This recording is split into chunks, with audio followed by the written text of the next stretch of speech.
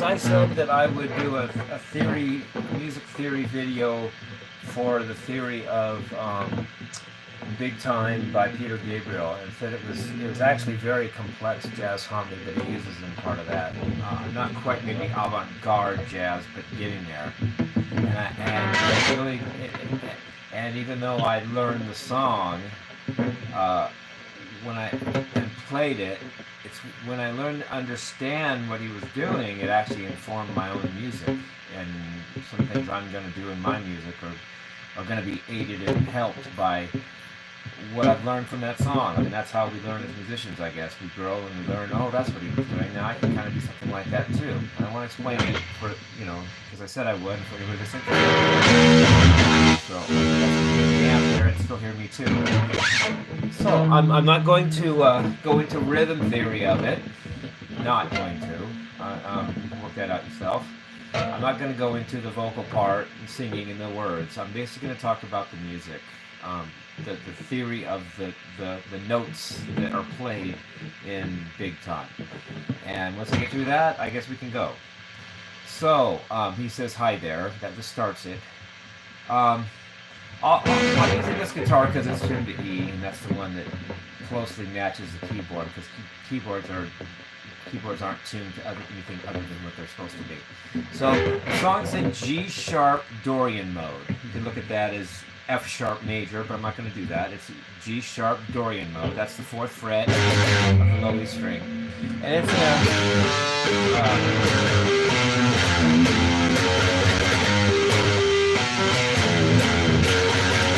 that's actually a cool part, but it's actually the simplest thing in the whole song, I would think. But it's just G sharp Dorian. So you have the G sharp to a B note, and then to what was really an E sharp, even you could call it F, and then F sharp, and then A sharp. So just think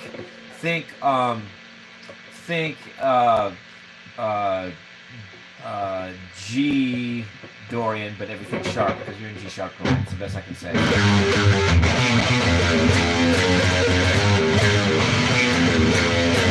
It's a cool line, but nothing's really unusual about that. That's just basically a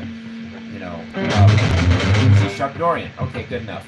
And okay, then there's some harmony where I don't print exactly, but it's like this. That's a G sharp minor chord.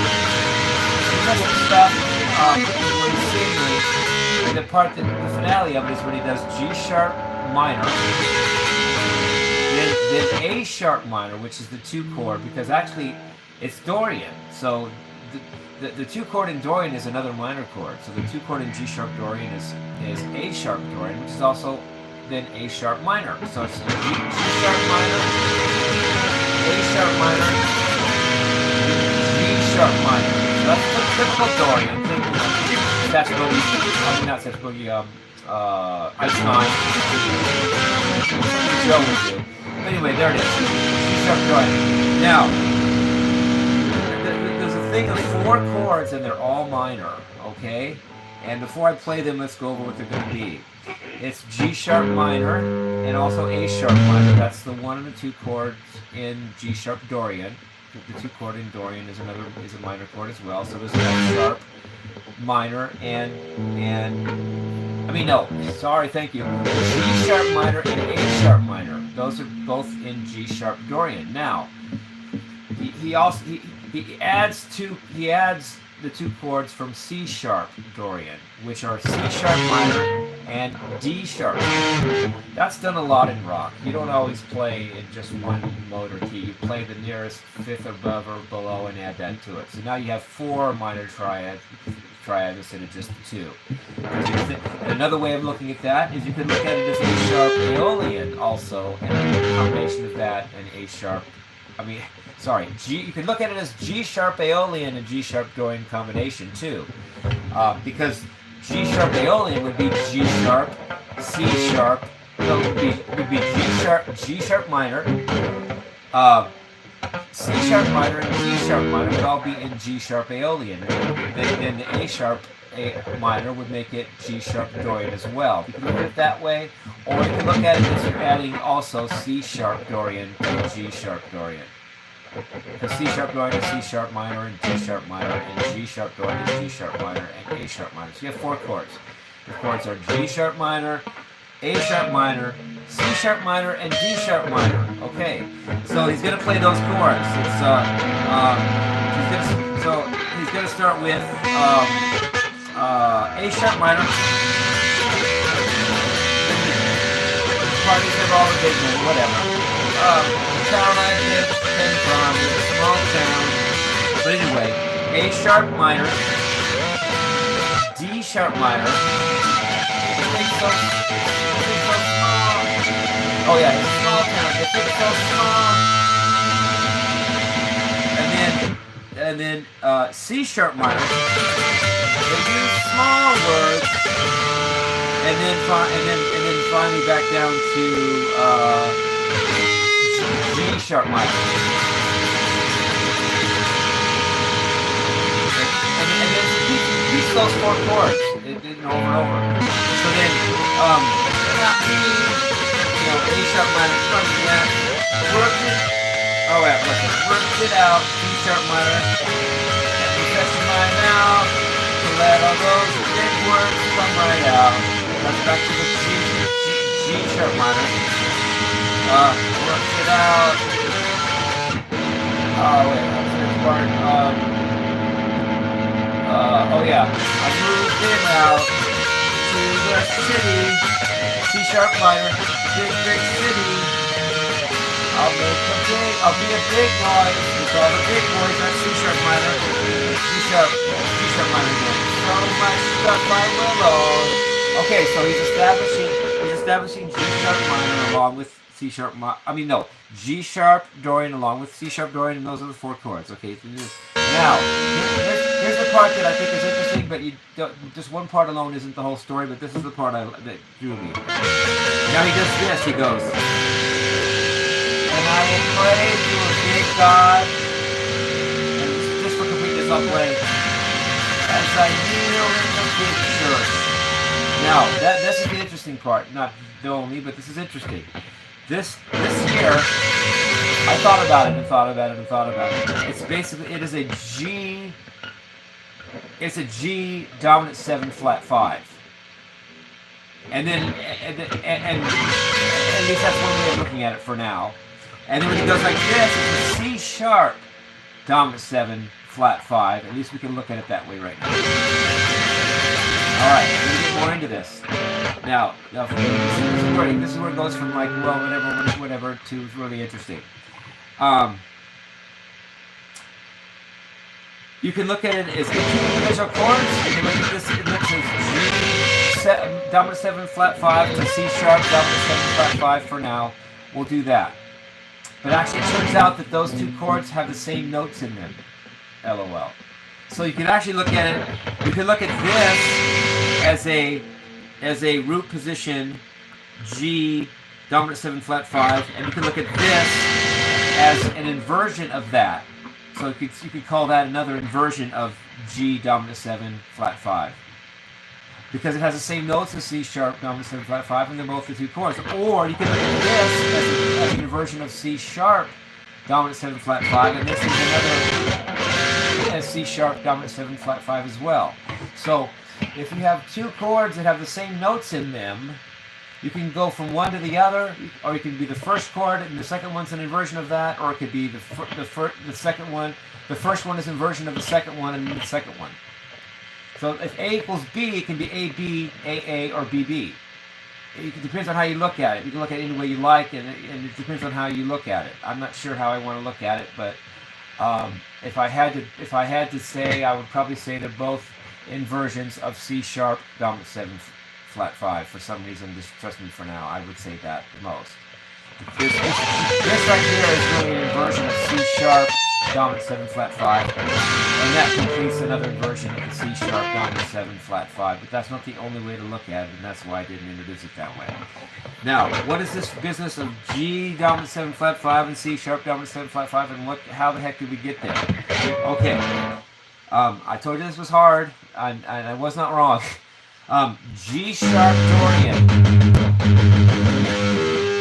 is can be altered to make G sharp melodic minor with only one alteration, and that's the major seventh, which in this case would be, I'll call it G, but could actually be F double sharp. But let's not do that. Let's call it let's call the major seventh a G. So if you sharp the seventh in G sharp Dorian, normally you have an F sharp as the minor seventh, but I'm going to raise it to G to make a G sharp melodic minor, because a melodic minor scale is a Dorian mode with a raised seventh. So if you're, just work that out. So by raising the seventh from F sharp to G, I get a G sharp melodic minor scale. So it's very closely related to G sharp Dorian, which is just one alteration. He's allowed to do that. He's allowed to alter one note in a scale. Why the heck not? It's rock and roll, right? So now I'm gonna I'm gonna be in G sharp melodic minor. Okay, just one note different from G sharp Dorian, which we were in that key in the first place. All right. So in G sharp melodic minor, I have a 4 chord, which is C sharp, that is a dominant 7 flat 5, if I want to look at it that way. That's these notes. It's C sharp, F, G, and B. So you got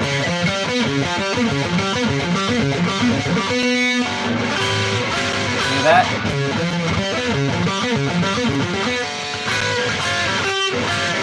I can tell that that's the same note. So that's a C sharp, dominant 7 flat 5, which is the same note as G dominant 7 flat 5. And believe it or not, those notes are all in a G sharp melodic minor scale. So that's a really good trick there. It means if you're in G sharp Dorian, you can change out to G sharp melodic minor, and suddenly you can play a G dominant 7 flat 5 or a C sharp dominant 7 flat 5 and still get away with it. And that's brilliant in rock and roll, much less pop. And then after that, he's back to the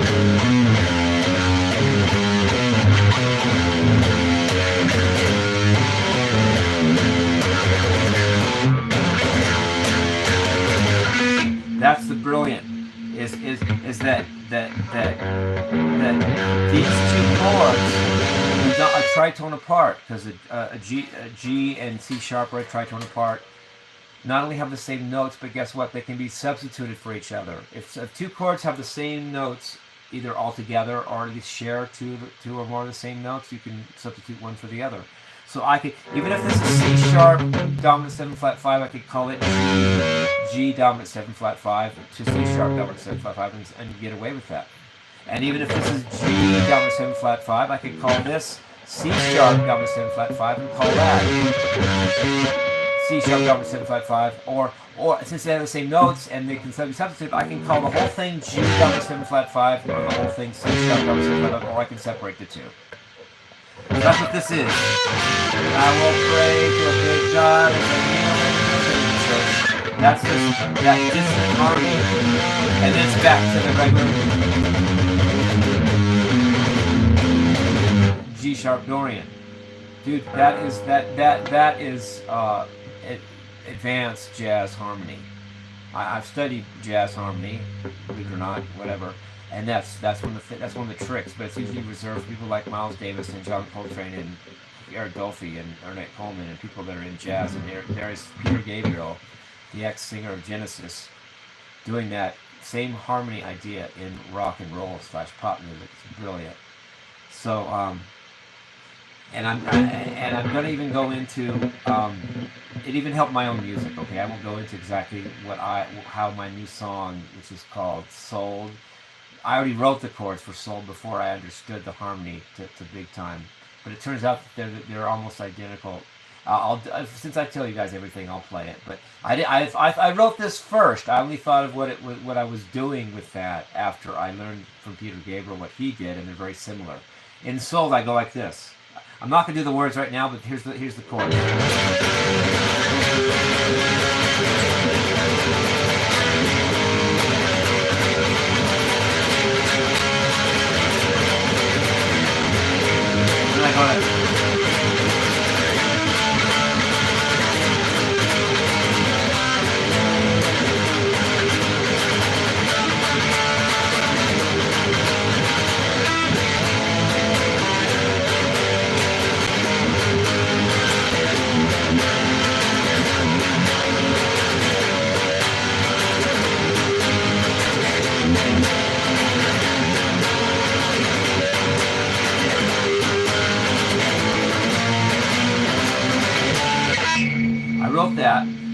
turns out that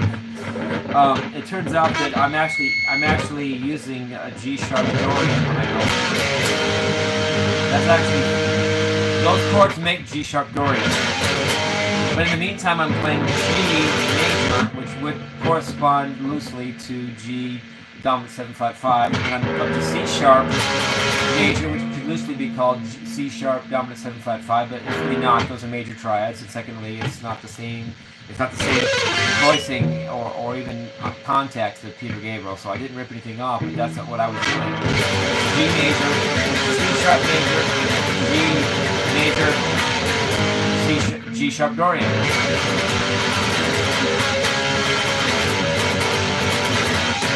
Then I go up a half step, do the same thing, but up a half step. G sharp major, G major, G sharp major, A Dorian.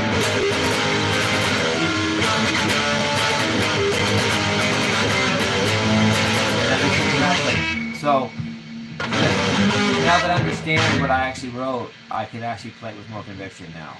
I don't have the words, but I'm going to rock it.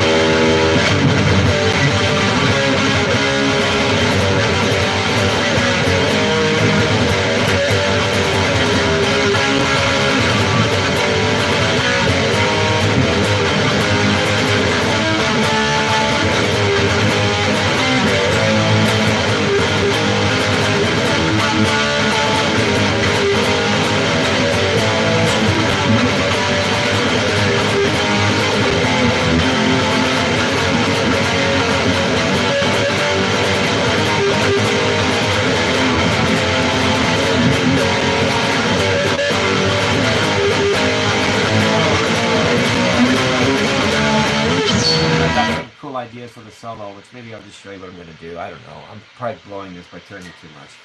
But what I'm going to do in the solo, I worked it out in my head. If there is anything in my head, that's what Alan Holmes said. It's a 1992 video. I'm going to go for this approach. I'm going to do a G Mixolydian for the G in the solo, and then I'm going to go to G sharp Dorian. That fits the progression. So let's see how that would sound. So I'm gonna and then I'm gonna do that on the first take of the solo, first solo. On the second solo, I'm gonna do the same thing, but up a half step. I'm gonna go to G sharp Mixolydian to A Dorian. I don't have the words, so this isn't a take of a song. But let's see what it might sound like a little bit.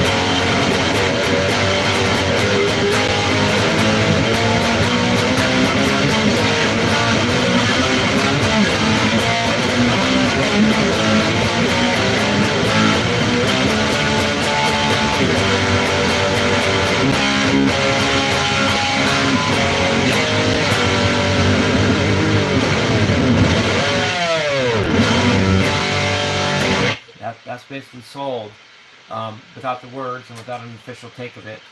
And with the I actually didn't do it. I did everything I said I would do in 2 solos. I combined to 1, but then did it twice, so it's very similar.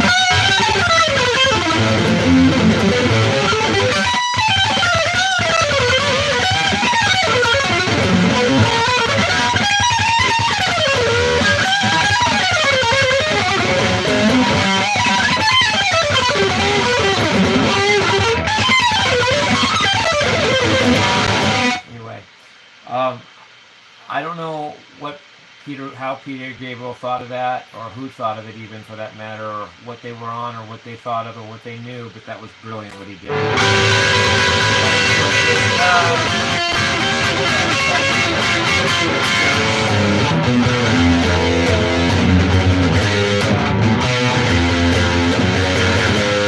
Anyway, I think I've covered that. If you want to know the detail of the melodic minor scale as well is available online. I'm sure you can Google it. In my day, we actually read books, but now we can Google anything. And I Google very sparsely. You look at my Google record, I hardly Google anything, but whatever.